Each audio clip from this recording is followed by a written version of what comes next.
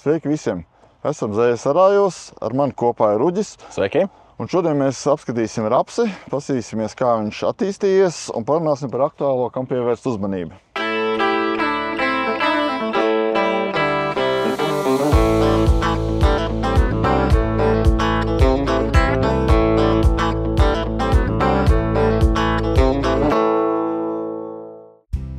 Šobrīd mēs esam nonākuši uz iesētā rapša. Kā redzam, ir sadīdis. Raps ir šobrīd pilnās divās īstās lapās.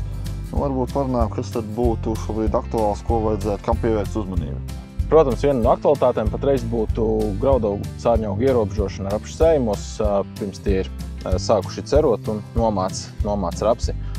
Mūsu piedāvājumā būtu graminicīts Focus Ultra, ar kuru varam ierobežot ne tikai graudaugus sārņaugus, bet arī vienīglapju nezāles un arī ložņu ārputi. Šeit ir izmantots rugains kultivators un ņemam vērā to, ka sārņaugu dīkst ļoti pakāpeniski, jo sēklas ir dažādā dziļumā un visticamāk šādos laukos vajadzēs lietot divreiz graminicītu. Tā kā raps ir divās īstajās lapās un drīz jāsāk domāt ir par rapšu regulēšanu, varbūt kādi ieteikumi ir no basu puses šajā ziņā. Rapsis vēl ir pārāk agrā attīstības stadijā, lai to regulētu, bet noteikti produktus jau mājās mēs varam sagādāt, lai tad, kad pienāk īstais brīdis raps ir regulēts, mums viss ir uz vietas.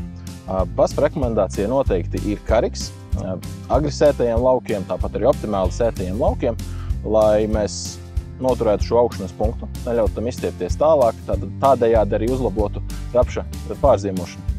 Agri sētajos laukos noteikti devu ieteiktu skatīties jau no 1 litra, un, teiksim, jo vēlāk sējums varam šo devu samazināt līdz pat 0,7 litri uz hektāru. Kariks satur metkanazolu, un ar devu 0,7 litri uz hektāra mēs iedodam 30% no pilnās metkanazola devas, kas ir pilnīgi pietiekami, lai rudenī ierobežotu fomozi.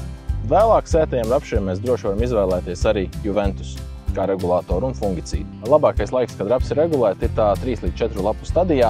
Neļaujam rapsim pāraugt, jo tad jau viņu būs noregulēt ļoti grūti. Jā, Uģi, vēl aktuāla lieta, ko noteikti daudzi jautā un bieži vien grūti saprast, kurā brīdī lietot Cleravoflex.